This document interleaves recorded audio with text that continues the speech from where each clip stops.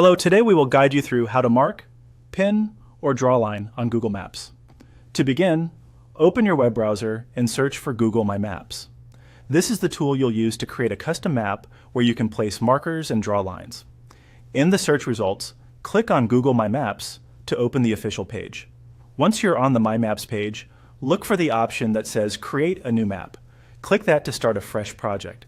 If a confirmation screen appears, click Create to continue. This opens the map editor, which is where all of your changes will happen. After the map loads, take a moment to get familiar with the screen.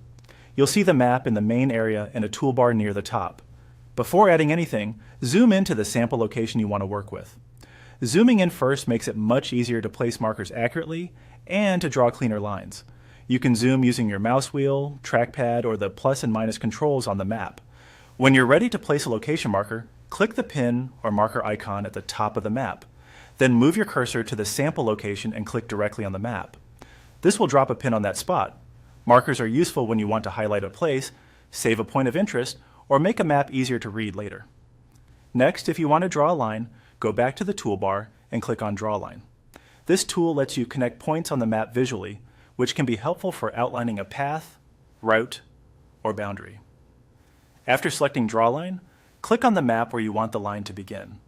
Then click again on the map to insert the line. As you work, it helps to stay zoomed in enough to place everything precisely. If the marker or line doesn't land exactly where you want, simply try again carefully with a closer view of the area. And that's it.